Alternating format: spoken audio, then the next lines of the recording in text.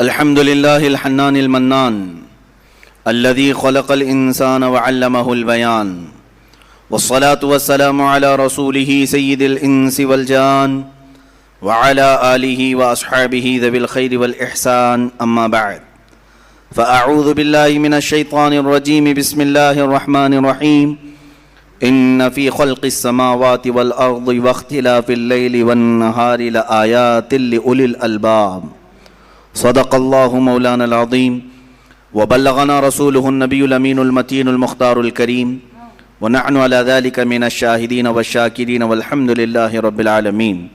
بارگاہ رسالت معاب صلی اللہ تعالیٰ علیہ وسلم میں درود پاک کا ہدیہ پیش کریں۔ اللہم صلی علی سیدنا و مولانا محمد معدن الجود والکرم وآلہ واصحابہ الکرام وابنہ الکریم وبارک وسلم صلاة دائمة سرمدا ابدا۔ سب سے پہلے بارگاہ رب العزت میں شکر بجا لاتے ہیں، محرم کے اس موسم میں قدیر و جبار خدا نے پھر سے ہمیں یہ محفلیں سجانے کا موقع عنایت کیا ہے۔ عزیزان اکرامی، آج میں وجود باری تعالیٰ کے متعلق ہی کچھ گفتگو کرنے کی سعادت حاصل کرنا چاہتا ہوں، لیکن آپ سب پر اور مجھ پر اللہ عز و جل کا شکر واجب ہے کہ حالات ناسازگار ہوتے ہوئے بھی ہمیں محرم الحرام کی ان مجالس میں بیٹھنے، سننے اور بولنے کا موقع عنایت کیا گیا ہے۔ یہ اللہ کا فضل ہی ہے، اس کا احسان ہی ہے۔ اور ہم محفلیں سجاتے ہیں، ہمارا مقصد، ہمارا منشا صرف یہ نہیں ہوتا کہ ایک جلسے کا تصور آ جائے یا ایک مجمع جمع ہو جائے۔ ہمارا اصل مقصد تو یہ ہے کہ ہم محفلیں سجاتے ہیں، محرم الحرام کی ہوں یا میلاد مصطفیٰ کی ہوں، جس کو شاعر نے اپنے انداز میں یوں کہا تھا، محفل ہم اس لیے سجاتے ہیں وہ آئیں گے، آتے ہوں گے، ابھی آئیں گے، وہ آئیں گے، آتے ہوں گے، ابھی آئیں گے، یہی سوچ کے ہم نے محفل کو سجا رکھا ہے۔ بارگاہ مصطفیٰ صلی اللہ علیہ وسلم میں شرف یابی حاصل کرنا۔ اے مسلمانوں، مجھے بتاؤ، کیا ان مجالس میں بیٹھنے کے بعد رب ذوالجلال کی طرف بڑھنے کا شوق نہیں پیدا ہو جاتا؟ کیا محبت مصطفیٰ میں اور اضافہ نہیں ہو جاتا؟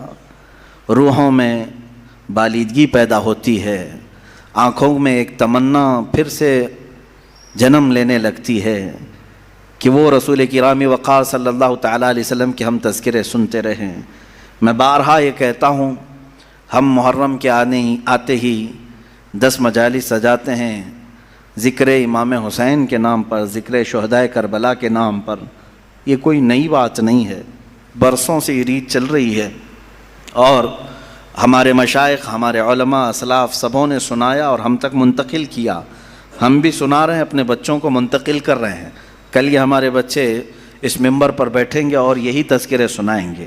لیکن ایک بات میں آپ سے کہتا ہوں، لوگ ہم سے یہ کہتے ہیں کہ ہر سال یہ واقعات، ہر سال یہ کربلا کے تذکرے کیوں سنائے جاتے ہیں؟ ہو گیا تھا کربلا ایک بار، بار بار اس کو کیوں سنایا جاتا ہے؟ میرے عزیزوں، چلو اگر میں بار بار سناتا ہوں تو سننے والے بار بار کیوں سنتے ہیں؟ سننے والے کیوں سنتے ہیں؟ بولنے والا اگر بار بار سناتا ہے تو سننے والے چھوڑتے بھی تو نہیں ہیں۔ بات پتہ یہ چلتی ہے کہ نہ بولنے میں یہ پرانا لگتا ہے، نہ سننے میں پرانا لگتا ہے۔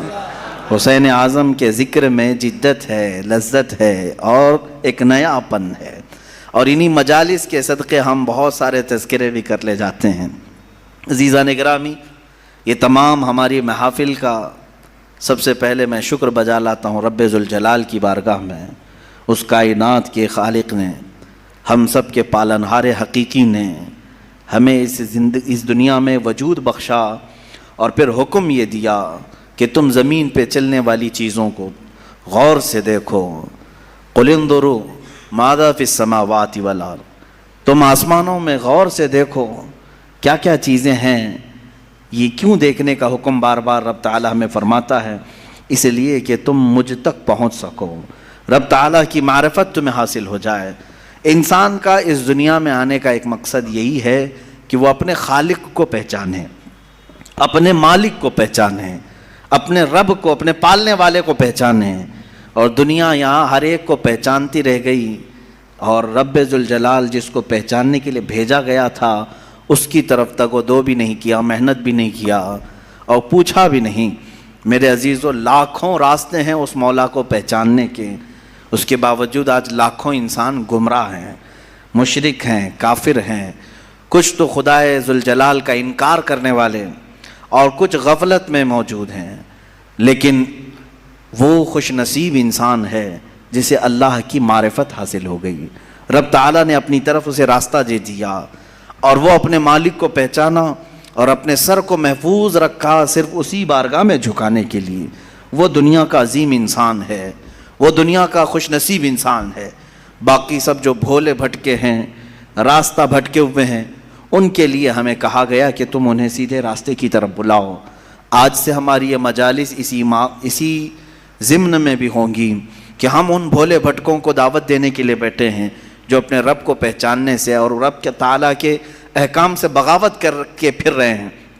عزیزان گرامی، اب آپ سب کی بارگاہ میں جو چیزیں میں عرض کرنے جا رہا ہوں وہ بہت توجہ سے سنیں کہ یقیناً اللہ عز و جل رب ذوالجلال اس کی بہت ساری صفات ہیں. 99 صفات آپ نے سنا بھی ہوگا. اسماء حسنہ میں اللہ رحمان ہے، رحیم ہے، کریم ہے، حلیم ہے، عظیم ہے، غفار ہے، جبار ہے، ستار ہے، قہار ہے. یہ سب اس کی صفات ہیں اور ہر صفت کو پہچاننے کے لیے زندگیاں لگ جاتی ہیں. اللہ تبارک و تعالیٰ کی بارگاہ میں پہنچنے کے لیے انسان زندگیاں لگا دیتا ہے، اور بعض لوگ یہ سمجھتے ہیں کہ ہم گھر بیٹھے ہی اللہ تعالیٰ کی معرفت حاصل کر لیں. ایسا نہیں ہے میرے عزیزو. آج سب سے پہلے چیز میں یہ عرض کرتا ہوں، آخر خدا ہے یا نہیں؟ کسی نے دیکھا نہیں. سوال تو ہے ہی ہے. ہم تو چلے روایات کے اعتبار سے، ہمارے گھروں سے ہمیں جو علم دیا گیا ہے ہمارے ماں باپ کی طرف سے، اور ماحول نے ہمیں جو علم دیا ہے وہ یہی ہے کہ ہم بولنے کے قابل ہوئے اسی وقت ہمیں کہلا دیا گیا تھا لا الہ الا اللہ، اللہ کے سوا کوئی معبود نہیں. ہمیں اللہ کے وجود کا بہت بچپن میں ہی علم دے دیا گیا، لیکن ہم بڑھتے بڑھتے اب زمانے کو دیکھنے لگے تو پتہ چلا کہ یہاں بہت سارے دہریے بھی ہیں، ایتھیسٹ ہیں، جو خدا کا ہی انکار کرتے ہیں کہ خدا ہے ہی نہیں، کوئی دین ہے ہی نہیں. آج میں ان کے سلسلے میں عرض کروں گا کہ آخر ایسا کیسے ہو سکتا ہے کہ کوئی خدا ہی نہیں. یہ اور بات ہے کہ ایک ہے، دو ہے، کون ہے، اس پر الگ بحث. لیکن جن لوگوں نے کہا ہے ہی نہیں تو مجھے تعجب ہوتا ہے کہ آخر عقل تمہاری ہے یا نہیں. عقل سے اگر سوچو گے تو پھر تمہیں مجبوراً کسی نتیجے پر جانا ہوگا.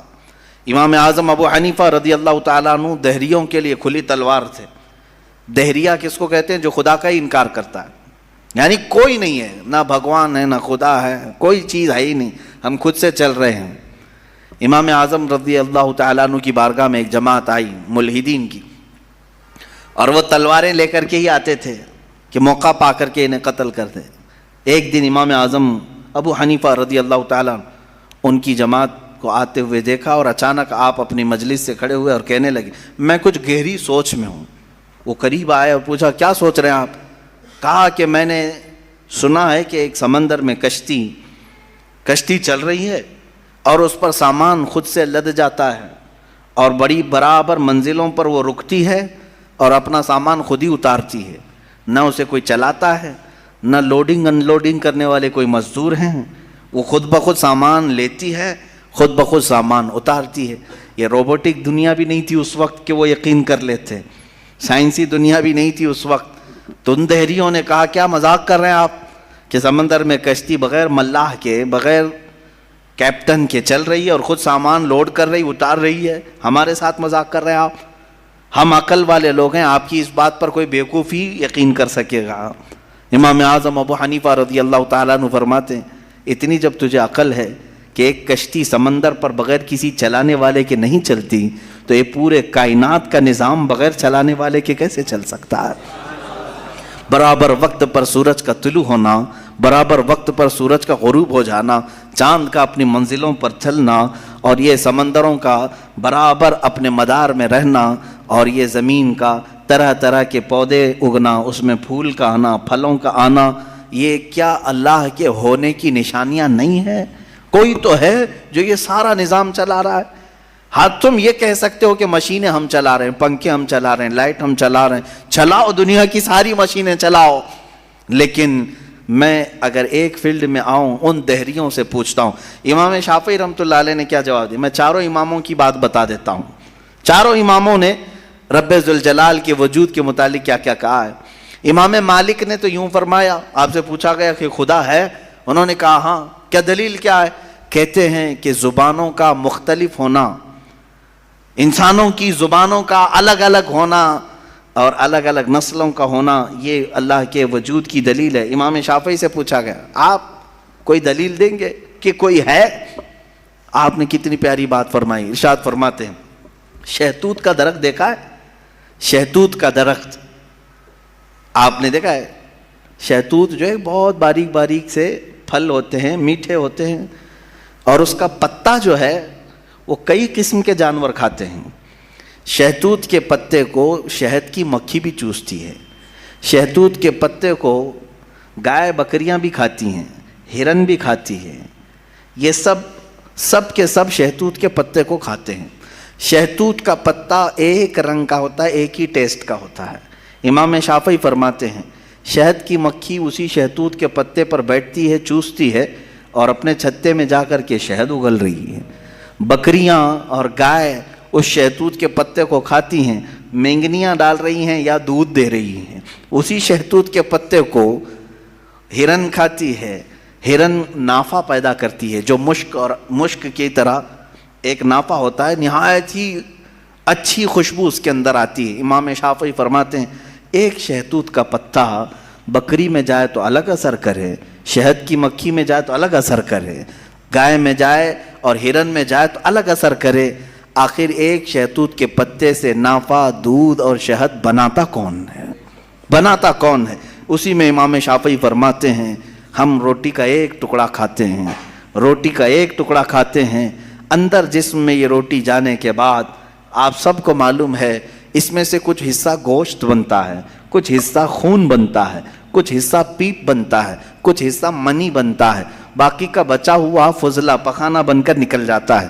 ایک روٹی گیہوں کی کھاؤ، جو کی کھاؤ، جوار کی کھاؤ، روٹی ایک ہی طرح کی ہے، اور اس سے گوشت کون بناتا ہے، خون کون بناتا ہے، اور پیپ کون بناتا ہے، منی کون بناتا ہے، سب کی الگ الگ قسمیں ہیں۔ امام شافعی فرماتے ہیں تمہاری ہزاروں مشینیں ایک طرف، لیکن اندر جو نظام چلاتا ہے وہ کوئی تو ایک ہے، کوئی تو ہے، تمہیں ماننا ہوگا۔ میں دہریوں کے متعلق کہہ رہا ہوں جو ملحدین ایتھیسٹ ہیں، جن کا کہنا ہے کہ کوئی ہے ہی نہیں، کوئی خدا ہے ہی نہیں، تو ان سے میں کہتا ہوں کوئی بتاؤ تو صحیح آخر یہ چلا کون رہا ہے، یہ کون چلا رہا ہے، ہمارے جسم کے اندر کا نظام کون چلا رہا ہے؟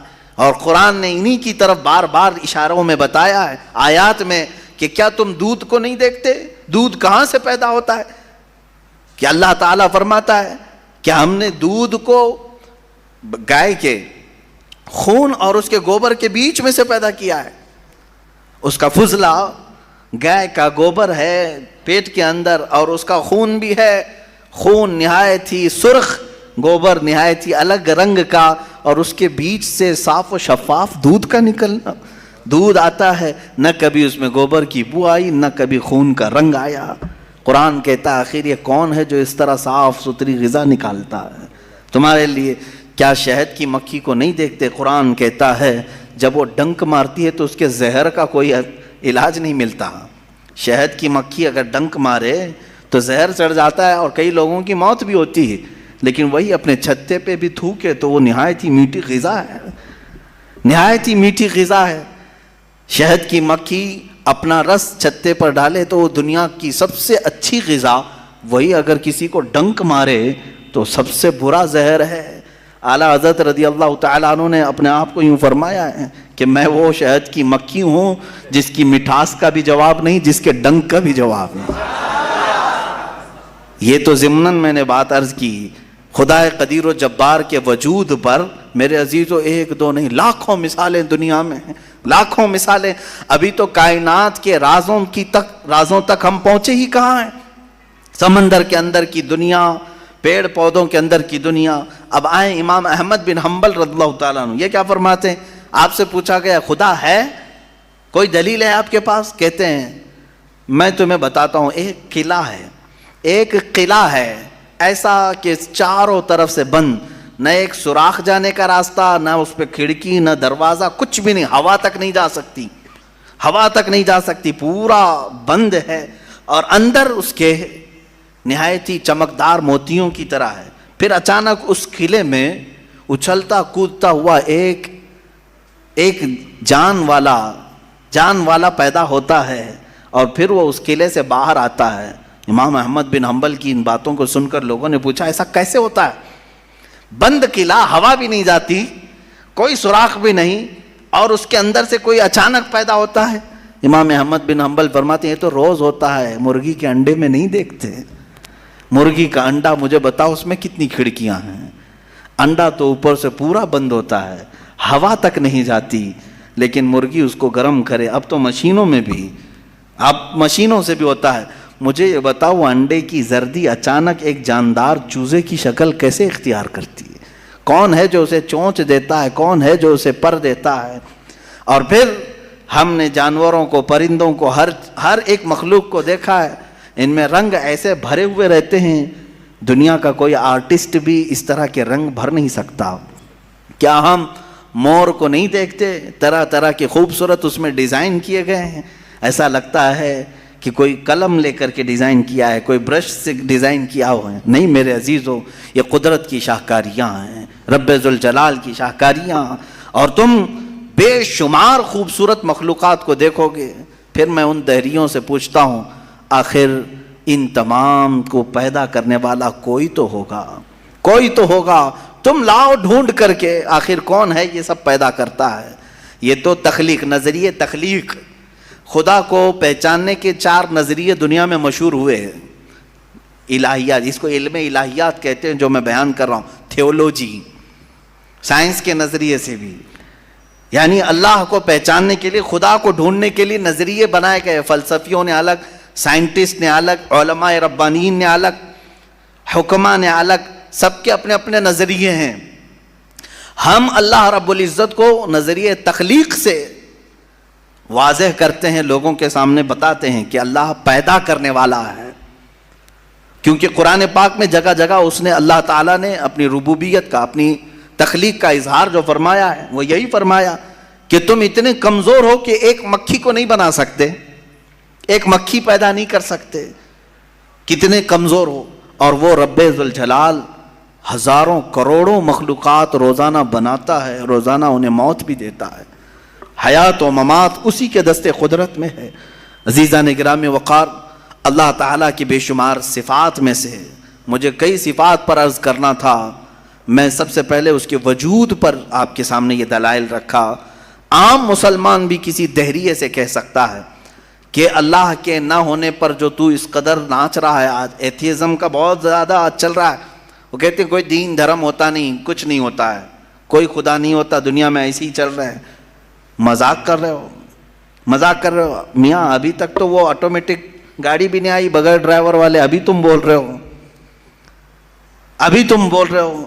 بہرحال دنیا میں کوئی چیز کو بنانے والا ہوتا ہے. آٹومیٹک گاڑی آ بھی گئی تو میری اس دلیل کو یہ مت سمجھ لینا کہ گاڑیاں بغیر ڈرائیور کے نہیں چل سکتی. مفتی صاحب نے کہا آپ تھوڑے دنوں کے بعد آنے والی ہے، اس کا مطلب کیا بغیر ڈرائیور کے بھی سب چلتی ہیں؟ میری یہ دلیل اس لیے نہیں ہے. بغیر ڈرائیور والی گاڑی اگر چل بھی گئی تب بھی میں سوال کروں گا کہ اس کو آخر گاڑی کو بنایا کون ہے؟ یہ بنایا کون ہے؟ کوئی تو انسان بنایا ہوگا. تو اسی طرح سے ہر چیز کو دنیا کی آپ کو یہ علم لے کر کے جاتا ہے تھیولوجی کا کہ کوئی نہ کوئی اس کا پیدا کرنے والا ہے، بنانے والا ہے. فلسفی ان کے ہاں ایک قانون ہے، دور اور مسلسل، یعنی تسلسل، کنٹینیو کوئی چیز ہو نہیں سکتی. مثال کے طور پر مجھے پیدا کرنے والا کوئی ہے اور اس کو پیدا کرنے والا کوئی ہے، اس کو پیدا کرنے والا، یہ جو سوچ ہے تسلسل اس کو کہتے ہیں. کہیں جا کر کے سٹاپ ہونا پڑے گا، کہیں جا کے سٹاپ ہونا پڑے گا تمہیں. میں پیدا ہوا میرے باپ سے، میرے باپ پیدا ہوئے دادا سے، دادا پر دادا سے، یہ سلسلہ چل کر کے کہیں تو سٹاپ ہوگا، کہیں جا کے ختم ہونا ہے. تو فلسفی اس بات کو مانتے ہیں کہ دور اور تسلسل محال ہے، یعنی کنٹینیو ایسی جاتا رہے، یہ محال ہے. ان کے ہاں ایسا ہے. میرے عزیزو، اب اگر میں ان سے سوال کروں کہ جیسے بہت سارے لوگ بھگوانوں کو بھی مان لیے، جبکہ بھگوان کی بیوی بھی ہے، بھگوان کے بچے بھی ہے، اور بھگوان کا باپ بھی ہے، تو پھر اب سوال آئے گا کہ بھگوان کا دادا کون، بھگوان کا پردادا کون؟ پھر وہ نسب چلے گا، کہیں تو جا کے رکنا ہے، کہیں تو جا کے رکے گا. بچے ہیں تو اب تک ان کی نسل کیوں نہیں؟ بھگوان کے بھی بیٹے بیٹیاں تھیں نا، بہت سارے بھگوانوں کا تذکرہ ہندوستان میں ہے، ان کے بیٹے بیٹیاں بتائی گئی ہیں، کتنے بیٹے تھے، رام کے بھی، کرشن کے بھی، سب کے بھی بتائے گئے ہیں بیٹے بیٹے. تو اب اولاد کہاں ہیں؟ باپ دادا کہاں تھے؟ میرے عزیزوں، میری اس بات کو یقیناً کوٹ کیا جائے گا. مجھے معلوم ہے چند دنوں پہلے یہ کہہ رہا تھا اورنگزیب کی اولاد برتن مانج رہی ہے، ٹیپو سلطان کی اولاد پنچر لگا رہی ہے. تجھے تو یہ ٹیپو سلطان اورنگزیب کی اولاد نظر آئی، ان کی کہاں ہے جن کا میں ذکر کر رہا ہوں؟ ان کی کہاں ہے؟ اور بہرحال اورنگزیب اور ٹیپو سلطان ان تمام کو چھوڑو، ان کی اولاد کو تو نے برتن مانجتے یا پنچر لگاتے تو دیکھا اللہ نے تو تجھے بانج بنا کر رکھا ہے. تیرے سے کوئی چیز نہیں آ سکتی سوائے گوبر اور غلاظت کے، کوئی چیز نہیں آ سکتی. میرے عزیزوں، میں یہاں عرض یہ کر رہا ہوں دور اور تسلسل، کہ اگر اس طرح کسی کا باپ ہے تو پھر دادا بھی ہوگا، دادا ہے تو پردادا بھی ہوگا، یہ چلتا رہے گا سلسلہ. یہ اسلام یہ ہے جس نے کہا قل هو اللہ احد اللہ الصمد لم یلد ولم یولد. کہو وہ اللہ ایک ہے، اللہ بے نیاز ہے، لم یلد نہ وہ کسی سے پیدا ہوا ہے، ولم یولد نہ اس سے کوئی پیدا ہوگا، اس سے کوئی لم یلد اس سے کوئی پیدا نہیں ہوا، اور نہ وہ کسی سے پیدا ہوا. یہاں ختم ہو گئی بات. اب نہ میرے خدا کا کوئی باپ ہے، نہ بیٹا ہے، نہ بھائی ہے، نہ بہن ہے، کہیں یہ تصور آئے گا ہی نہیں. تم ہم سے یہ سوال نہیں کر سکتے کہ اللہ کے آباء و اجداد کہاں ہے، اولاد کہاں ہے. ہم نے خدا کو مانا ہی ایسے ہے کہ وہ جسم و جسمانیت سے بھی پاک ہے، رشتہ داری سے پاک ہے، کوئی نہ اس کا ہمتا ہے، ایک ہی سب کی سنتا ہے. یہ اللہ تبارک و تعالیٰ کے متعلق ہمارا یقین یہی ہے. عزیزان گرامی وقار، دور اور تسلسل کا جو قانون ہے میں نے یہی بتایا کہ بعض لوگ اس چیز کے ذریعے سے بھی چاہیں تو ہدایت حاصل کر سکتے ہیں کہ کہیں تو جا کے ہمیں فل سٹاپ ہونا پڑے گا. کوئی تو ہے جو اینڈ ہے، اس کو کوئی پیدا کرنے والا نہ ہو، جا کر کے تمہیں ختم ہونا پڑے گا ایک نہ ایک جگہ. کہ کوئی تو ہے جو لاسٹ ہے، اس کو کوئی نہ پیدا کیا ہو. اگر اس کو بھی کوئی پیدا کیا ہے تو پھر یہ بھی بات ہے کہ اس کو بھی کوئی پیدا کیا ہوگا. تو ہمیں ایک ایسی ذات ماننی پڑے گی جس کو کوئی نہ پیدا کیا ہو، تبھی جا کر کے ہم یہ کہتے ہیں وہ جو ذات تم جا کر اینڈ ہوگے اسی کا نام اللہ رب العزت ہے، جس کو کسی نے پیدا نہیں کیا. یہ اسلام کا بہترین عقیدہ ہے. میرے عزیزو، توحید کسے کہتے ہیں؟ اب بات آتی ہے، وجود کی بات ہو گئی، اللہ ہے اتنا تو ماننا پڑے گا. اس کے لیے تو بہت ساری دلیلیں بچے بھی پکڑ کر کے بتا دیں گے. ایک خاتون، ہم نے بچپن میں پڑھا تھا، ایک بوڑھی عورت چرخہ سل رہی تھی، اس سے جا کر کسی نے پوچھا کہ اللہ ہے کہ نہیں ہے؟ تو اس نے کہا ہے. کیا دلیل ہے؟ کہا یہ میرا چرخہ جو سل رہا ہوں اسی یہی دلیل ہے اللہ کی. کہا کہ کیسے؟ کہا یہ چرخہ، اس سے کپڑے سلتی ہوں، جب تک میں چلاتی نہیں یہ سلتا نہیں، مشین سلتی نہیں ہے کپڑے. اسی سے میں نے یہ یقین کر لیا کہ میرا چرخہ میرے چلائے بغیر نہیں چلتا، تو نظام کائنات پورا بغیر چلائے کیسے چلے گا؟ کوئی تو ہے. یہ ہو گئی بات وجود کی، کوئی تو ہے. اب آتی ہے توحید کی بات. کوئی تو ہے، اب ہمیں یہ بتانا ہے ایک ہی ہے. کوئی تو ہے لیکن وہ جو ہے وہ ایک ہی ہے. یہاں پر بھی ہمیں اسلام نے جو فلسفہ دیا ہے، قانون دیا، وہ بہت ہی پیارا ہے. اس کی وجہ کیا ہے؟ میرے عزیزو، چلو اب ہم توحید کی طرف آتے ہیں. توحید کہتے ہیں ایک ماننا، ایک ماننا. حقیقت میں دیکھا جائے تو دنیا کے اکثر مذاہب میں توحید کا شروع میں درس رہا. عیسائیت جو آئی ان میں بھی تھا، بعد میں یہ تثلیث کے قائل ہو گئے. یہودیوں میں بھی اللہ کو ہی مانتے، خدا کو ہی ماننا ہے. ہندوؤں میں بھی ایک کا ہونے کا تصور کتابوں میں ان کے موجود ہے. یہ اور بات ہے کہ انہوں نے ملا دیا، مسالے لگا دیے، الگ الگ ہو گئے. خالص جو اپنے دین پر باقی ہے الحمدللہ وہ اسلام ہے. آج بھی اللہ رب العزت ہے اور وہ ایک ہے، ایک ہے. اس پر کیا دلیل ہے؟ اس پر بھی دلیلیں دینی ہوں گی مسلمانوں. عقلی دلیلیں بھی ہیں، نقلی دلیلیں بھی ہیں. نقلی دلیلیں ہمارے لیے، نقلی کا مطلب ہوا کسی جگہ سے ثابت ہے، قرآن سے، حدیث سے یہ ثابت ہے تو یہ نقلی دلیل. عقلی جو عقل بھی جس کو تسلیم کرے، عقل جس کو ایکسیپٹ کرے، وہ کیا ہے؟ اس بوڑھی عورت کا ہی میں بتا دوں جس نے چرخہ سلا اور چرخے کو چلانے میں اس نے کہا کہ اللہ ہے، کوئی تو ہے، کیونکہ میری مشین بغیر چلائے نہیں چلتی. تو اس سے صاحب نے جس نے سوال کیا پوچھا کہ اچھا ہے تو کیا وہ ایک ہے کہ دو ہے؟ کہا نہیں ایک ہی ہے. کہا وہ کیسے؟ کہا دو ہو تو دیکھو تم سامنے بیٹھو، ادھر سے چلاؤ، میں ادھر سے چلاتی ہوں. پھر کپڑے کی کیا درگت بنتی ہے؟ تم اپنی طرف کپڑا کھینچ رہے ہوں گے، میں اپنی طرف کپڑا کھینچ رہی ہوں گی. اس سے میں نے یہ یقین کر لیا میرے کپڑے کو سلنے کے لیے میرے چرخے پر ایک ہی کا ہونا ضروری ہے. دو بیٹھیں گے تو کپڑا پھر پائجامے کی بجائے کرتا ہو سکتا ہے، کرتے کی بجائے چڈی ہو سکتی ہے، کچھ بھی ہو سکتا ہے، کچھ بھی سل جاتا ہے. تو دو لوگ ایک مشین کو سلنے جائیں تو نظام درہم برہم ہو سکتا ہے. تو ایک پورے کائنات کا نظام اگر دو لوگ چلانے لگیں تو ایک دن ایک کہے گا نہیں میں آج بارش برساؤں گا، دوسرا کہے گا نہیں میں آج دھوپ ڈالوں گا، تیسرا کہے گا کہ نہیں میں آج چھاؤں ٹھنڈی پیدا کروں گا. تو یہ تو انہی کے درمیان جھگڑا ہوتا رہے گا. اسی لیے قرآن نے بھی کہا لو کان فیہما آلہۃ الا اللہ لفسدتا، اگر ان کائنات میں زمین و آسمانوں میں خدا کے علاوہ دو ہوتے تو ضرور اس میں فساد ہوتا، ضرور اس میں نظام درہم برہم ہوتا. میرے عزیزوں یہاں دیکھ رہے ہیں ہم بہت سارے نظاموں کو، کمیٹی کا مسئلہ ہے، مسجد کا مسئلہ ہے، بہت سارے چیزیں دیکھیں. صدر صاحب کچھ اور کرنا چاہتے ہیں، نائب صدر صاحب کچھ اور کرنا چاہتے ہیں، سیکریٹری کچھ اور کرنا چاہتے ہیں. حکومت میں جائیں پرائم منسٹر کو اور چاہتا ہے، ہوم منسٹر کچھ اور کہتا ہے، اس کی تو بڑی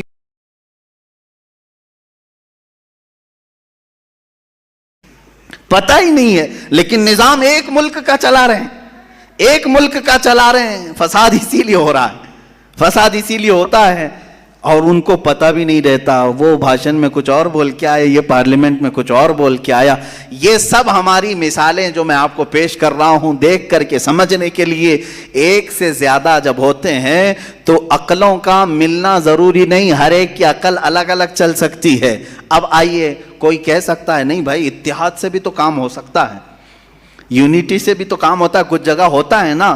کوئی اگر کہے کہ خدا ایک نہیں دو ہیں اور دونوں مل کے کام کرتے ہیں، دونوں مل کے کام کرتے ہیں، تو اب میں آپ کو کہتا ہوں ایک نمبر والا خدا وہ کہتا ہے آج بارش برساؤں گا. دو نمبر والا اگر اتحاد کرتا ہے اور کہتا ہے کہ نہیں ہاں تو جو کرے گا وہی میں کرتا ہوں، تو یہاں پر قانون یہ تفسیر میں فرمائے گا دوسرا والا تو عاجز ہو گیا، وہ مختار نہیں ہے پھر فیصلہ لینے میں. اور عاجز جو ہوتا ہے وہ خدا نہیں ہوتا.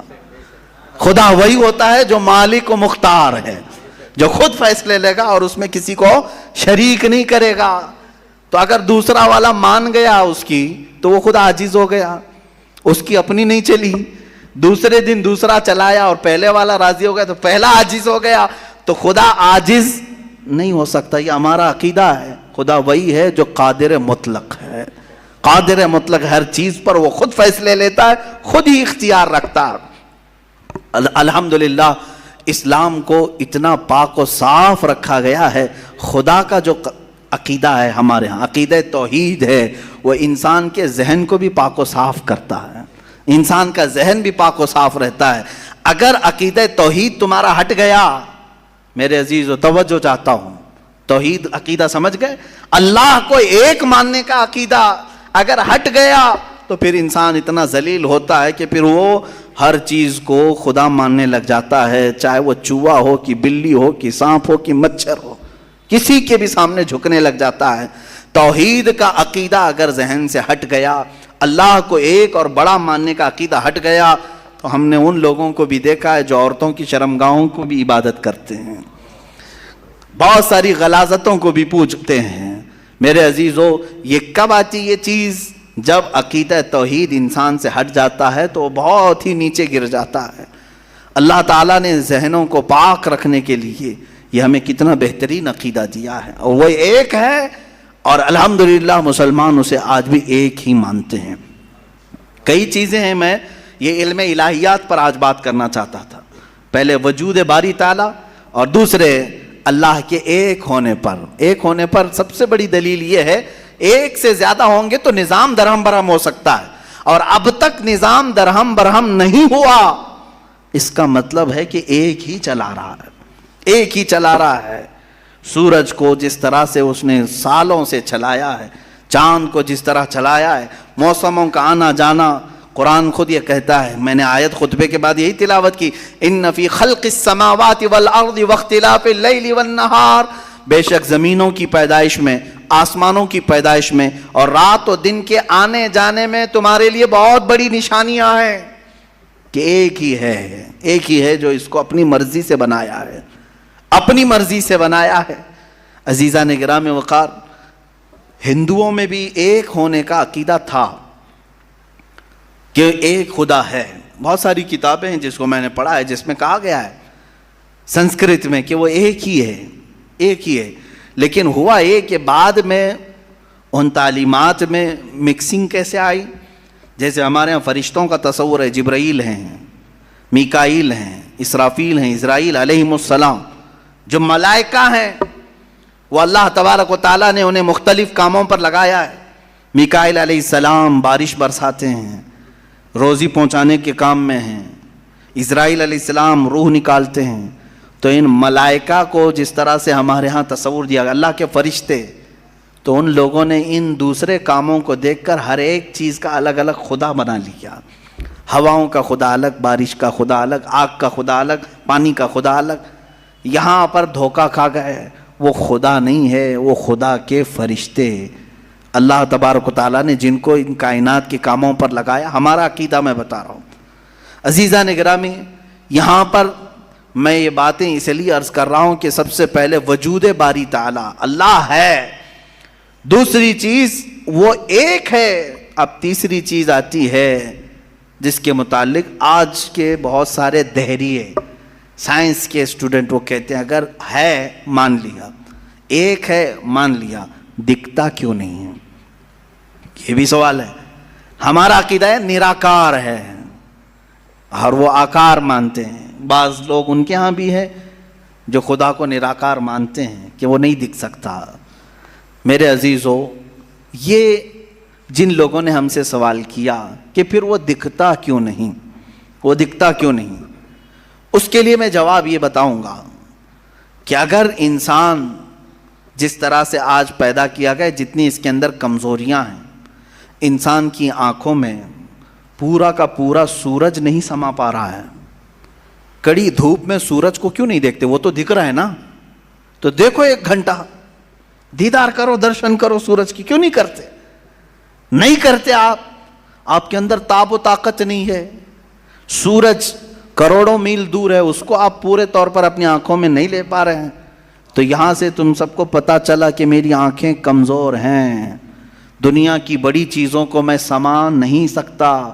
تو یہ تو سورج کے بارے میں کہہ رہا ہوں جو رب ذوالجلال کی ہزاروں نہیں کروڑوں تخلیقات میں سے ایک ذرہ ہے، اس ایک ذرے کو ہماری آنکھیں نہیں سما پاتی، تو پورے کائنات کے خدا کو، رب ذوالجلال کی تجلیات کو کیسے سما پائیں گے؟ آنکھوں میں کیسے اسے سما سکتے؟ اسی لیے اللہ نے قرآن میں فرمایا لا یدرکہ الابصار، اس کو کوئی آنکھ گھیر نہیں سکتی۔ وہ کیوں؟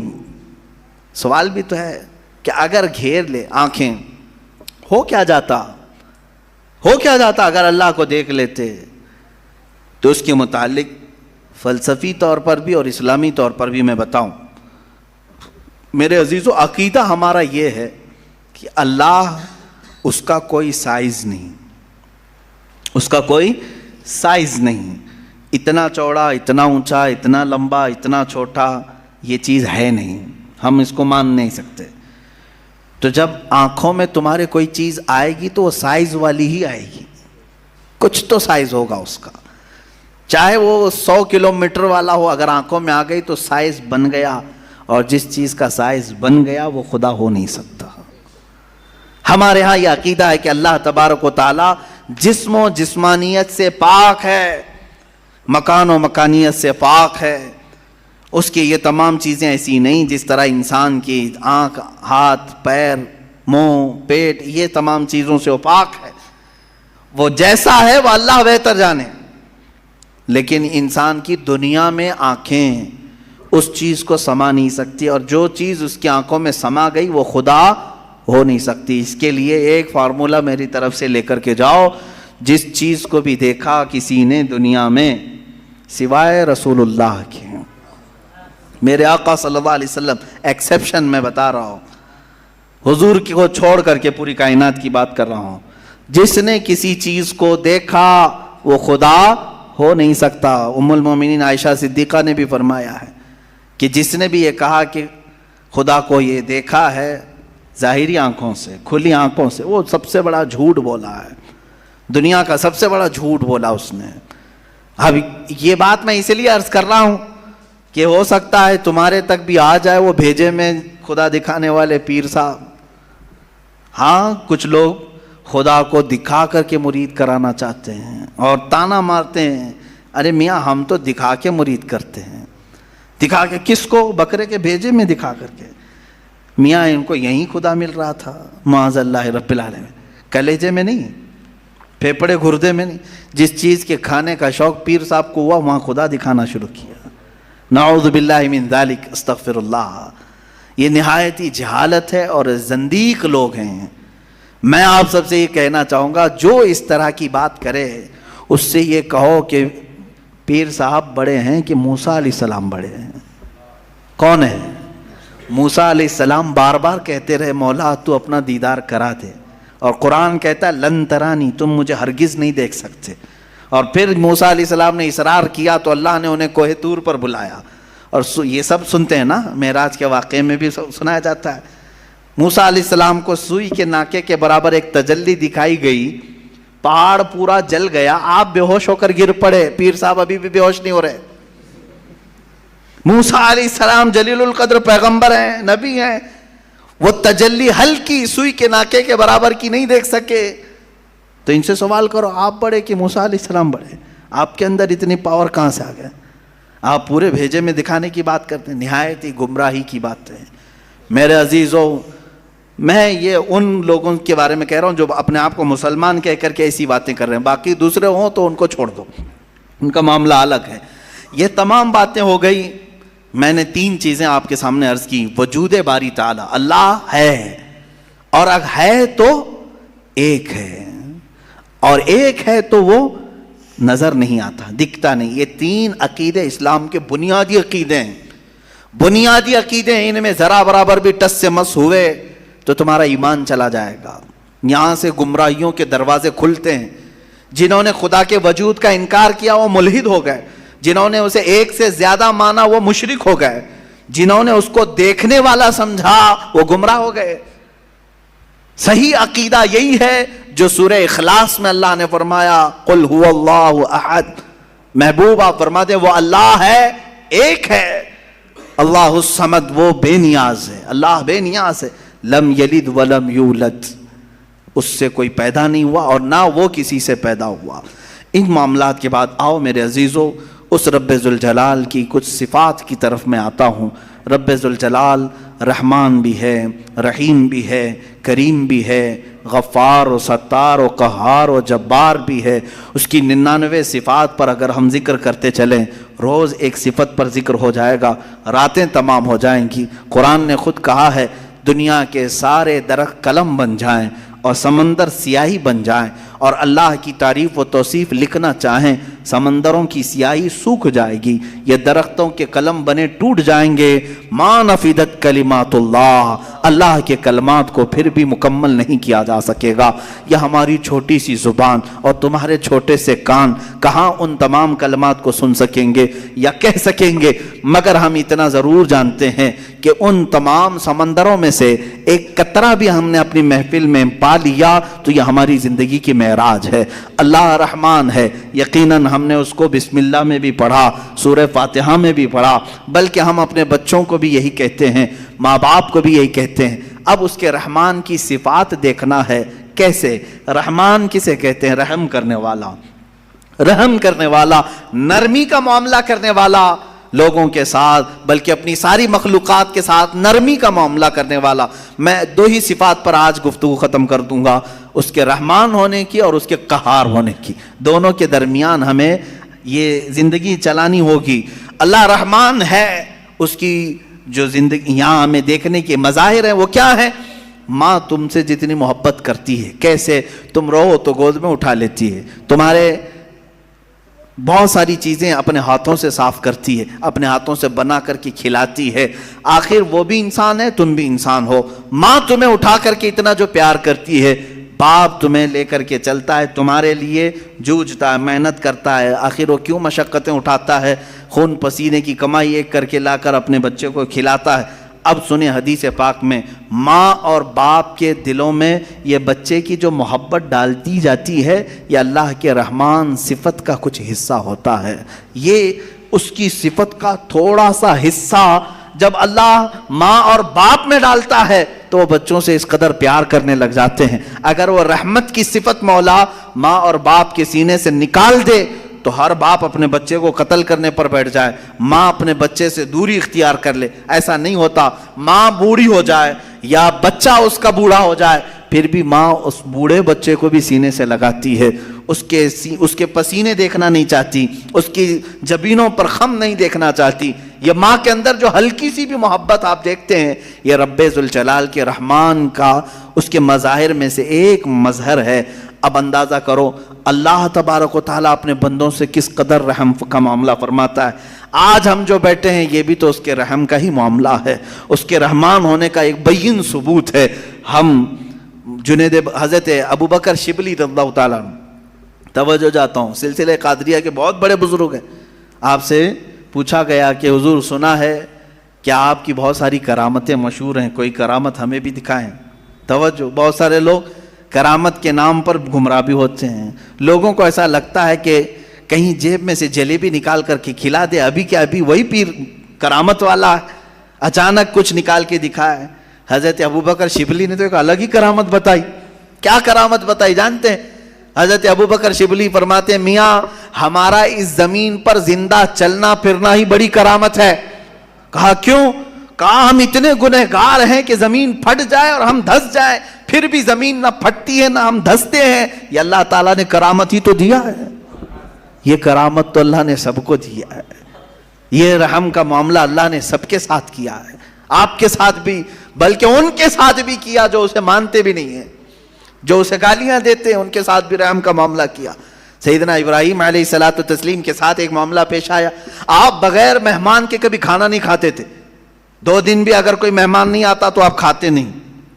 ابراہیم علیہ السلام 2 دن تک بھوکے رہے، تیسرے دن ایک مہمان ملا، اسے لے کر کے آ کے دسترخوان پر بٹھا دیا، کہا کہ آپ ہمارے گھر کے مہمان ہیں، اب کھانا بنایا گیا، اچھا دسترخوان پر، کہا چلو بسم اللہ کرو کھاؤ۔ وہ دہریہ تھا، ملحد تھا، کہا کون سا اللہ، میں اللہ کو نہیں مانتا۔ اتنا کہا ابراہیم علیہ السلام کو جلال آیا، آپ نے دسترخوان کھینچ لیا، کہا اٹھو گھر سے نکلو باہر جاؤ۔ دسترخوان پر بیٹھا ہوا تھا، اس کو اٹھا دیا۔ یہ تو شان ہے انبیاء کی، اللہ کے دشمنوں سے دسترخوان شیئر نہیں کرتے، افطار پارٹی والے ہیں، وہ اللہ کے دشمنوں سے دسترخوان شیئر نہیں کرتے، انبیاء کی شان ہے۔ وہ اٹھ کر کے چلا گیا۔ ہاں یہ ہمارے لیے حکم یہی ہے میرے عزیز، لیکن اللہ رب العزت نے وہی فرمائی ابراہیم علیہ السلام کو، کہا ہے ابراہیم کیوں اٹھا دیا اس کو؟ 50 سال کا تقریباً 1.5 عمر کا آدمی تھا، کہا کیوں اٹھا دیا؟ کہا ہے مولا وہ تیرا نام نہیں لینا چاہتا، میں اس کو دسترخوان پر کیسے بٹھاؤں؟ رب ذوالجلال نے فرمایا، اے ابراہیم پچھلے 50 سال سے میں اسے ویسے ہی کھلا رہا ہوں، جبکہ وہ کبھی میرا نام نہیں لیا۔ آج تمہارے دسترخوان پر ایک بار اس نے نام نہیں لیا، تم نے اٹھایا۔ میرے عزیزو، اس کا مطلب یہ نہیں ہے کہ اس کا نام نہ لے تو بھی ہم کھلائیں، وہ تو سنت الہیہ ہے، وہ مولا کریم کی صفات ہے۔ لیکن انسان کے اخلاق تو یہی ہیں کہ انسان اپنے رب سے اگر محبت کرتا ہے تو اللہ رب العزت کے دشمنوں سے کبھی دوستی نہیں کر سکتا۔ قرآن بھی یہی کہتا ہے، یا ایھا الذین آمنوا لا تتخذوا عدوی وعدوکم اولیاء، اے ایمان والو میرے دشمنوں اور اپنے دشمنوں کو دوست نہ بناؤ۔ یہ انہی آیات میں سے ہے جن 26 آیاتوں میں سے نکالنا چاہتے ہیں، آئیں گے انشاءاللہ، وہ ٹاپک بھی آئے گا انشاءاللہ۔ قرآن پاک کی جن 26 آیات پر لوگوں کو تو یعنی پیٹ میں مروڑ ہوتا ہے، پیٹ میں مروڑ ہوتے ہیں۔ ان آیات میں سے ایک آیت یہ بھی ہے، سورہ ممتحنہ کی پہلی آیت ہے، اللہ فرما رہا ہے اے ایمان والو لا تتخذوا عدوی وعدوکم، میرے دشمنوں کو اور اپنے دشمنوں کو اولیاء یعنی دوست نہ بناؤ۔ میرا رب نے اتنا حکم کیا دیا، ان کو تکلیف شروع ہو گئی۔ قرآن جو ہے نفرت سکھاتا ہے، قرآن نفرت، یہ تمام انشاءاللہ العزیز زندگی باقی رہی یہ 26 آیتوں کا جو مضمون ہے یہ ان کی کتابوں سے بھی میں نکال کے دکھاؤں گا، سیم ٹو سیم چیزیں، سیم ٹو سیم چیزیں وہاں پر بھی موجود ہیں۔ تو پیدا کرو کسی اور وسیم گندے رافضی کو جو وہاں سے بھی نکال سکے۔ عزیزان گرامی وقار، بات میں عنوان سے ہٹ نہ جائے، اس لیے میں عرض کروں گا وہ رب ذوالجلال رحمان ہے، اور اس کے رحم کا معاملہ تو ہے، اس کے رحم کا معاملہ ہے کہ آج جس طرح سے لوگ ہمیں پیش کرنا چاہ رہے ہیں کہ یہ ایک ڈراؤنی شکل ہماری بنا کر کے اسلاموفوبیا یعنی مسلمانوں سے لوگوں کو ڈرانا، یہ اگر تمام دوسرے قوموں کی طرح بھی ہو جاتے تو میرے عزیزو یہ سب کا جینا حرام کر کے رکھتے۔ ہمارے ہاں آخرت کا تصور ہے، ہمارے ہاں رب ذوالجلال کو جواب دینے کا تصور ہے، ہمارے ہاں اللہ رب العزت کے دیکھنے کا تصور ہے کہ وہ ہر گھڑی ہمیں دیکھ رہا ہے۔ یہ تمام تصورات لے کر کے مسلمان جی رہا ہے۔ تم کہہ رہے ہو یہ آتنکوادی ہے، دہشت گرد ہے، اور جو اس طرح سے کر رہا ہوگا اس کا تصور ختم ہو چکا ہوگا۔ ہمیں تو اللہ رب العزت کے ہونے کا اتنا احساس ہے کہ رات کے اندھیرے میں بھی ہم ڈرتے ہیں کوئی ایک گندی تصویر بھی دیکھنے کے لیے، جبکہ کوئی نہیں دیکھ رہا ہے، اس لیے کہ مسلمان اس عقیدے کے ساتھ جیتا ہے کہ اللہ لا الہ الا هو الحی القیوم لا تأخذہ سنۃ ولا نوم۔ مسلمان اس عقیدے کے ساتھ جیتا ہے، وہ اللہ ہے جو حی ہے اور قیوم ہے، اسے نہ اونگ آتی ہے نہ نیند آتی ہے۔ یعلم خائنۃ الاعین وما تخفی الصدور، تمہاری آنکھوں کی خیانت کو بھی وہ دیکھ رہا ہے، تمہارے دلوں کے گزرنے والے حالات سے بھی وہ واقف ہے۔ ہم اس تصور کے ساتھ، اس عقیدے کے ساتھ جی رہے ہیں۔ بہرحال میرے عزیزو، اس کے رحمان کی صفات بے شمار ہیں، بے شمار ہیں، اور اس کے کام حکمت کے ہوتے ہیں۔ بعض لوگوں کو ایسا لگتا ہے کہ نہیں وہ رحمان ہے، رحمت تو کر رہا ہے، میرے ساتھ تو نہیں ہو رہا ہے، میرے ساتھ تو نہیں ہو رہا ہے، میں تکلیفوں پہ تکلیفیں اٹھاتا ہوں۔ میرے عزیزو، صبر نہیں کرتا انسان اور اس طرح کی باتیں کر جاتا ہے، یہ ایسا ہی گھبرانے والا آدمی ہے جیسے کوئی ٹرین سرنگ میں جائے، ٹنل میں جائے تو کچھ جو باولے لوگ ہوتے ہیں اچھل کود کرنے لگ جاتے ہیں۔ کبھی ٹرین کا سفر کیا آپ نے؟ اور ٹرین کبھی ٹنل کے اندر جاتی ہے، پہاڑ کے گوفے کے اندر، کیا ہوتا ہے؟ اندھیرا آ جاتا ہے، اندھیرا، اتنا اندھیرا آتا ہے تو جو عقل مند ہوگا وہ سیٹ پہ بیٹھا رہے گا، اور جو باولا ہوگا اچھل کود کر رہا ہے، اسے ایسا لگتا ہے دنیا کیا سے کیا ہو گئی، ٹرین کہیں کھڈے میں چلی گئی۔ ایسا نہیں ہے، جو عقل مند ہے وہ بیٹھا رہتا ہے۔ اگر آپ عقل مند ہیں، بیٹھے رہتے ہیں اپنے سیٹ پر، میں پوچھتا ہوں کیوں بیٹھے رہتے ہو؟ کیوں بیٹھے رہتے ہو؟ اندھیرا ہو گیا، ٹرین گوفے کے اندر چلی گئی ہے، آپ کہیں گے میاں تھوڑی دیر کی بات ہے، یہ ٹرین کا ڈرائیور چلا تو رہا ہے، نکالے گا نا۔ ٹرین نکل کر کے باہر آ جاتی ہے تو آپ کہتے اجالا تو آ گیا۔ اے میرے عزیز، ٹرین کے چلانے والے پر تجھے اتنا یقین ہے سیٹ چھوڑ کر اٹھتا نہیں۔ اس طرح تیری زندگی میں جب مصیبتوں کا کبھی اندھیرا آتا ہے، یقین کر وہ رب ذوالجلال پھر اجالوں میں لائے گا۔ ان مع العسر یسرا، اس نے فرمایا ہے ہر تکلیف کے بعد آسانی ہے۔ کیوں اتاولے ہوتے ہو؟ تھوڑی سی تکلیف کیا آئی، شکایت کیا، میرے ساتھ رحم کا معاملہ نہیں ہو رہا ہے، میرے ساتھ رحم کا معاملہ نہیں ہو رہا ہے۔ فعل الحکیم لا یخلو عن الحکمہ، وہ حکیم ہے، اس کا کوئی کام حکمت سے خالی نہیں ہوتا، کوئی کام حکمت سے خالی نہیں ہوتا۔ آج دوپہر میں اگر تمہیں روٹی نہیں ملی ہے تو کوئی نہ کوئی سبب ہوگا، وہ تمہارے حق میں بہتر چاہتا ہے. عسیٰ ان تکرہوا شیئا وہو خیر لکم، قرآن کہتا ہے بسا اوقات تم جس چیز کو نہیں چاہتے لیکن وہ تمہارے حق میں بہتر ہوتا ہے. جنید بغدادی رضی اللہ تعالیٰ عنہ کے زمانے میں ایک خاتون وہ روئی سے دھاگا بناتی تھی، روئی سے دھاگا بناتی تھی اور وہ دھاگا بنانے کے بعد بیچ آتی تھی. کتنے؟ آدھے درہم میں بکتا تھا اس کا، آدھا درہم.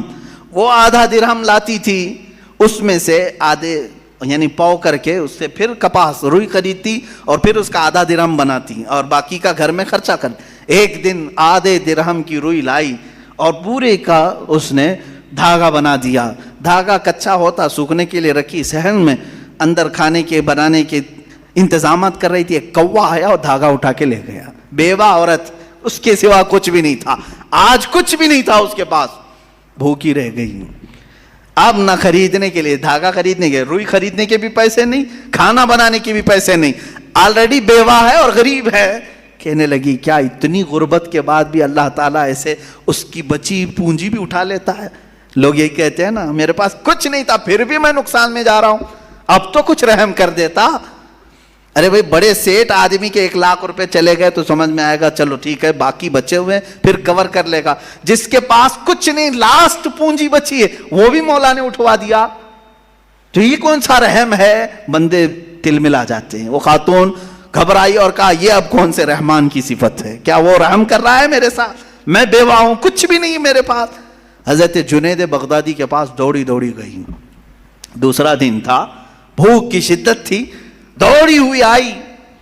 حضرت جنید بغدادی اس وقت بیٹھے تھے، ان کے دربار میں کچھ لوگ آئے ہوئے تھے باہر کے، ملنے کی غرض سے دور سے آئے ہوئے تھے. آپ کو یہ چیختی ہوئی آئی تو اس کو سائڈ میں کھڑا کیا، رک جاؤ میں پہلے ان کی باتیں سن لوں، پہلے ان کی باتیں سن لوں. ان لوگوں نے آ کر کے کہا کہ حضور ہم کچھ نذرانہ لے کر کے آئے ہیں، کچھ نذرانہ لے کر کے آئے ہیں، یہ قبول فرما لیں. کیا تھا نذرانہ؟ 10,000 سونے کے سکے اشرفیاں تھیں. کہا کہ حضور آپ اپنے حساب میں اس کو تقسیم کر لیں. حضرت جنید بغدادی رضی اللہ تعالیٰ عنہ نے وہ 10,000 اشرفیاں لیے اور پورے کے پورے اس عورت کو دے دیا. وہ عورت ابھی کچھ کہنے والی تھی، اس کے کہنے سے پہلے آپ نے دے دیا. کہا اس کو پکڑو. اب پھر وہ آئی ہوئی جماعت تھی، اس سے پوچھا کیا معاملہ ہے، کیوں اتنی بڑی رقم تم ہدیے میں لائے؟ سنو میرے عزیزوں، فعل الحکیم لا یخلو عن الحکمہ. وہ کہتے ہیں ہم سمندر کے سفر پر تھے، کشتی میں بیٹھے تھے، آ رہے تھے، اچانک ہماری کشتی پھٹ گئی، کشتی میں سوراخ آیا، پانی اندر آنے لگ گیا. تو جیسے یہ چمڑے کی کشتی تھی، پانی اندر آنے لگا تو ڈوبنے کے چانسز بڑھ گئے. پانی جتنا ہو سکا ہم نکال کر پھینکتے رہے، لیکن اس کشتی کی مرمت کے لیے ہمارے پاس کچھ نہیں تھا. اچانک ایک کوا آیا اور اوپر سے دھاگا گرا دیا. ایک کوا آیا، دھاگا اوپر سے گرایا، اور وہ اتنا ہی دھاگا تھا جس سے ہماری کشتی سل جاتی تھی. ہم نے اسی دھاگے سے اپنی کشتی سل دی اور پھر اسی وقت ہم نے یہ نیت کر لیا کہ وہ رحمان ہے جس نے ہمیں بچایا ہے. ہم صحیح سلامت جائیں گے تو 10,000 اشرفیاں جنید بغدادی کو نظر کریں گے. وہاں ہم نے منت کر لی تھی، میرے آقا ہم نے صحیح سلامت کنارے کو پا لیا، اب آ کر کے وہ 10,000 اشرفیاں آپ کی بارگاہ میں ہم نے نظر کر لیا. حضرت جنید بغدادی دلوں کے حالات سے باخبر تھے، اس خاتون کی طرف دیکھا اور پوچھا کیا تمہارے رب نے صحیح رحم کیا یا نہیں؟ تمہارے آدھے درہم کو کوے سے اٹھوا کر بدلے میں 10,000 اشرفیاں دیتا ہے، اسی کا نام رحمان ہے. وہ رحمان ہے. بندہ گھبراتا ہے، کہتا ہے ایسے کیسے ہوگا، میرے پاس کچھ بھی نہیں تھا پھر بھی اٹھا لیا. انتظار تو کرتا، شکر تو کرتا، یقیناً وہ مولا تجھے اس سے بہتر چیز لوٹاتا.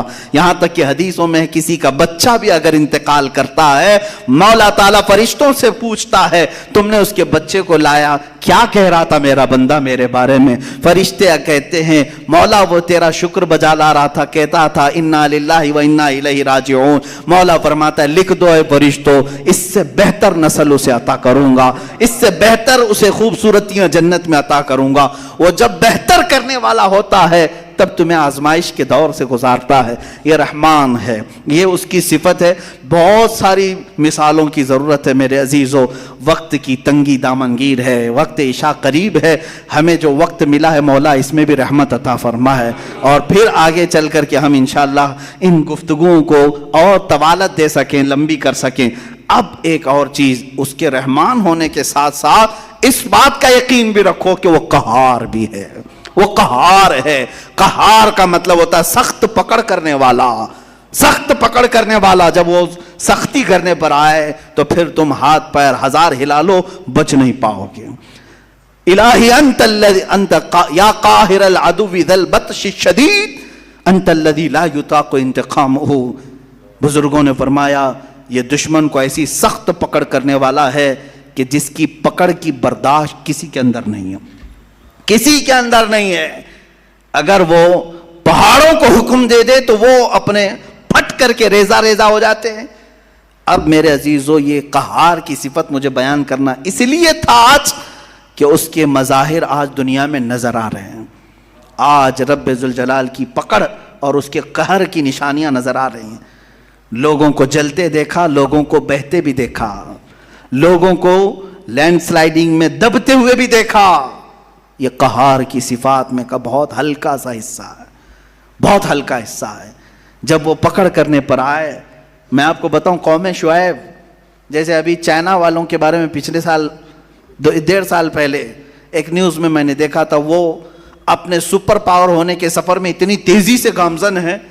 ان کے یہ چیلنجز تھے کہ اب ہمارے پاس ایسی ایسی ٹیکنالوجی آئی ہیں جس کو کوئی کاٹ نہیں سکتا. ارے وہ مصنوعی سورج بنا رہے ہیں, چائنیز ڈپلیکیٹ سورج بنانے کے چکر میں ہے. وہ جیسا بھی ہو, چھوٹا ہی صحیح, انہوں نے ہر چیز کا ڈپلیکیٹ نکال لیا. لیکن میرے عزیزو اب آج جا کر کے احساس ہونے لگا.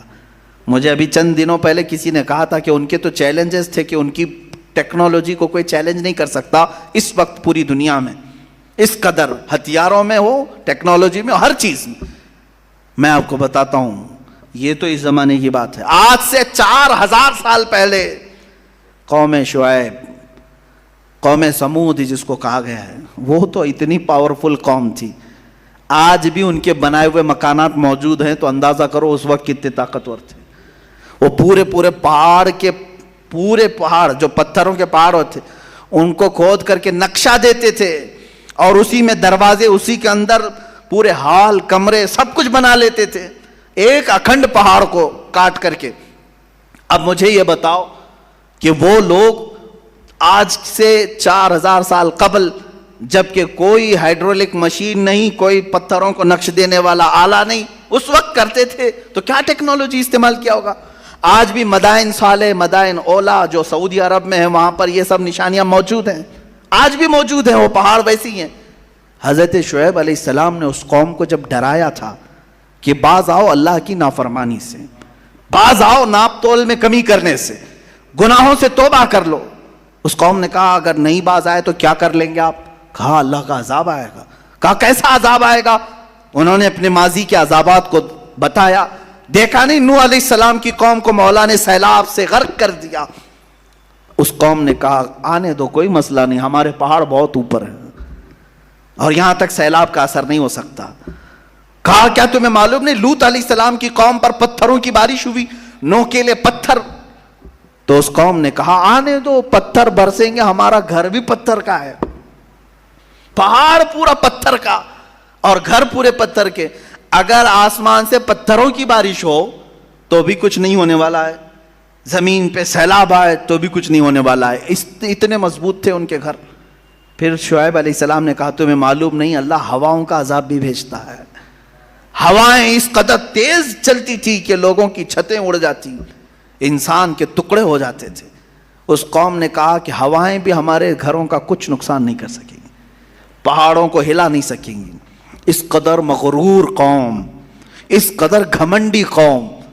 میرے عزیز و رب ذوالجلال نے پھر کون سا عذاب بھیجا؟ قاہر العدو ذی البطش الشدید, سخت پکڑ کرنے والا دشمن کی. اس نے کیا بھیجا؟ نہ پہاڑ پر پتھروں کی بارش, نہ سیلاب کا عذاب, نہ ہواؤں کا عذاب, بلکہ جبرائیل امین علیہ السلام کو حکم دیا کہ جائیں نیچے آپ جبرائیل علیہ السلام نیچے آئے اور آنے کے بعد ان کو حکم دیا گیا کہ اے جبرائیل اپنی آواز نکالو، بس آواز نکالو۔ جبرائیل علیہ السلام نے صبح کے وقت اپنی صرف آواز نکالی، ایک چیخ، اس چیخ میں اتنا زور دھماکہ تھا کہ وہ قوم سمود جو اپنے گھروں میں تھی ان کے کانوں سے بھیجا نکل کر پھٹنے لگا، پورا بھیجا کانوں سے باہر نکلتا تھا، آنکھوں کے پتلیاں اڑ کر کے باہر آ گئیں، اور جب جا کر کے دیکھا گیا تو وہ اپنے پہاڑ نما گھروں کے اندر چھتڑے بکھرے ہوئے تھے صرف ایک آواز سے۔ میرے عزیزو، یہ کوئی ایسی لفظی نہیں، آج بھی دنیا جانتی ہے ایٹم بم اگر پھٹتا ہے تو اس کا سب سے بڑا طاقت کا راز آواز ہے۔ آواز، بم کے اندر جو آواز ہوتی ہے یہی کان پھاڑتی ہے، عمارتیں پھاڑتی ہے، آواز کے اندر اتنا اثر ہے۔ جبرائیل علیہ السلام کی صرف چیخ سے ان کے بھیجے نکل گئے۔ یہ قاہر العدو ذو البطش الشدید، اسی لیے اس نے قرآن میں فرمایا ان بطش ربک لشدید، بے شک تمہارے رب کی پکڑ بہت سخت ہے۔ عزیزان گرامی، آج ہم حالات دیکھ رہے ہیں، پوری دنیا جس بیماری اور بلا اور وبا کے چکر میں جوجھ رہی ہے، یہ رب تعالیٰ کے امتحانات میں سے ایک ہے۔ یہ بیماری کو لایا گیا یا آئی ہے، جس طرح سے بھی ہے، ہم اس بیماری کے چکر میں مفلس تو ضرور ہو گئے، غریب تو ضرور ہو گئے، کمزور تو ضرور ہو گئے، ہماری عبادتیں ہم سے چھینی گئی ہیں، ہمارے کاروبار ہم سے چھینے گئے ہیں، ہماری جاب، ہمارے تمام مزدوروں کی طاقت ختم ہونے لگی ہے۔ بیماری آئے نہ آئے لیکن اس کے چکر میں بہت ساری چیزیں آ گئی، لوگوں کے اندر چھوت چھات کا ماحول الگ، لوگوں کے اندر ڈاکہ زنی کا ماحول الگ، اس کے بعد مفلسی اور قحط سالی اتنی بڑھ جائے گی میرے عزیزوں جس کا حساب نہیں ہوگا۔ آپ اندازہ کریں چند دنوں کے بعد، میری یہ بات اگر آپ کو نہ لگے کہ اب اللہ تبارک و تعالیٰ اپنے قہر کی صفت کو ظاہر فرما رہا ہے، کیونکہ انسان اس قدر آج نافرمان ہے، اور دیکھیں نافرمان ہونا اور ہے لیکن اس مولا کو اور اس کے حبیب کو گالیاں دینا اور ہے۔ رب ذوالجلال عذابات اس وقت کھول دیتا ہے جب اس کے نبی کی شان میں کثرت سے توہین ہونے لگتی ہے۔ میں محسوس کر رہا ہوں آج کے زمانے میں سب سے زیادہ میرے نبی کو گالیاں دی جا رہی ہیں، پوری طاقتیں ایک طرف ہو رہی ہیں، حکومتیں ان کے سپورٹ میں آ رہی ہیں، جو محمد عربی صلی اللہ علیہ وسلم کو نشانہ بنائے، بڑی حکومتیں اسے پناہ دیتی ہیں، انہیں ویزے دیتی ہیں، انہیں سیکورٹی دیتی ہیں۔ تو یہ باضابطہ حکومتیں اور طاقتیں مل کر کے میرے نبی کو نشانہ بنا رہی ہیں۔ اب انتظار کریں اللہ رب العزت کے عذاب کا، عذاب آئے گا، ان کے بھی چھیتڑے اڑنے کی دیر ہے، ان کی بھی چھتیں غائب ہونے کی دیر ہے، تخت ان کے بکھرنے کا وقت آنے والا ہے۔ عزیزان گرامی، میں آپ کو ڈرا رہا ہوں جب اللہ کا عذاب آئے گا تو پھر سب اس میں ملوث ہوں گے، سب اس میں پیسے جائیں گے، اچھے اور برے سب عذاب میں بہیں گے۔ سیلاب آئے تو اچھوں کو الگ بروں کو الگ نہیں چھوڑتا، سب کو بہا لے جاتا ہے۔ اس رب ذوالجلال کے قہار کی صفات بھی آج ہیں۔ کیا آپ نہیں دیکھتے کہ ایک طرف جنگلات میں اچانک آگ کا لگ جانا اور بے حساب جانوروں کو آگ کی موت میں جھلس جانا، یہ اللہ کی پکڑ ہے، اللہ کا قہر ہے۔ بیماریوں میں پورے انسانوں کا گرفتار ہونا اللہ کا عذاب ہے۔ سیلاب کا اچانک آنا اور گھر کے گھر تباہ کرنا اللہ کا عذاب ہے۔ سورج کا گہن لگ جانا، چاند میں گرہن لگنا اللہ کا عذاب ہے۔ تمہارے رزق سے برکت کا اٹھ جانا اللہ کا عذاب ہے۔ تمہارے سروں پر ظالموں کو بادشاہ مسلط کرنا اللہ کا عذاب ہے۔ جو ظالم ہیں، درندے ہیں، وہ تمہاری حکومتوں پہ آئے ہوئے، یہ اللہ کا عذاب ہے۔ اس عذاب سے چھٹکارا صرف اور صرف ایک ہی ہے کہ لوٹ آؤ اس رب ذوالجلال کی بارگاہ میں، لوٹ آؤ اور اسے مناؤ اور پھر پکار کر کہو استغفر اللہ ربی من کل ذنب واتوب الیہ، اے اللہ میں تیری پناہ مانگتا ہوں، میں بخشش چاہتا ہوں تیرے بارگاہ میں اور میرے تمام گناہوں کی معافی چاہتا ہوں۔ جس دن بندہ استغفار کر کے لوٹ آتا ہے تو پھر وہی قہار پھر تم پر اپنے رحمان کی صفات کا اظہار فرماتا ہے۔ وہ قہار ہے، پکڑ کرتا ہے، لیکن بندہ جب عاجزی کرتا ہے تو پھر وہ اپنے رحمان کی صفات کا اظہار کرتا ہے۔ وہ رحمان ہے، لیکن یہ ایک چیز ہے، اب آخری میں یہ کہہ کر کے جاتا ہوں، رحمان بھی صفت ہے، قہار بھی صفت ہے اس اللہ کی، اور رحم بھی کرتا ہے، پکڑ بھی کرتا ہے۔ آپ اگر ہم سے سوال ہی کرتے ہیں کہ کون سی چیز اس میں زیادہ بھاری ہے، رحمان کی صفت یا قہار کی صفت؟ ظاہر سی بات ہے قہار کی صفت آپ سب کو پتہ ہے، جب وہ پکڑ کرے تو پورے کے پورے تباہ ہوتے ہیں، یہ تو بہت بھاری چیز ہے۔ لیکن حدیث پاک میں ملتا ہے، رب ذوالجلال نے حضور کی زبان پر ارشاد فرمایا، اللہ فرماتا ہے میری رحمت نے میرے غصے پر غلبہ کر لیا ہے۔ رحمان کی صفت قہار کی صفت پر غالب ہے، وہ رحم زیادہ فرماتا ہے، قہر کم کرتا ہے۔ بہرحال اللہ رب العزت کی بارگاہ میں ہم عریضہ پیش کرتے ہیں، مولا تو اپنے قہر سے ہم غریبوں کو بچا لے، ہم سب کو اپنے قہر سے آزاد فرما، اس پوری دنیا میں پھیلی ہوئی بلا اور وبا کو دور فرما دے۔ اے کریم خدا تو اپنے رحمان کی صفات اور رحیم کی صفات کا اظہار مولا ہم سب گنہگاروں پر عطا فرما، ہم سب پر رحم فرما، کرم فرما۔ اے کریم خدا جو بیمار ہیں انہیں شفا عطا کر دے، جو انتقال کر چکے ان کی مغفرت فرما دے۔ مولا ہم سب کو جب تک تو دنیا میں رکھ تیری عبادت کرنے کی توفیق بخش، آخری سانس تک مولا تیرا ذکر ہماری زبانوں پر جاری و ساری فرما۔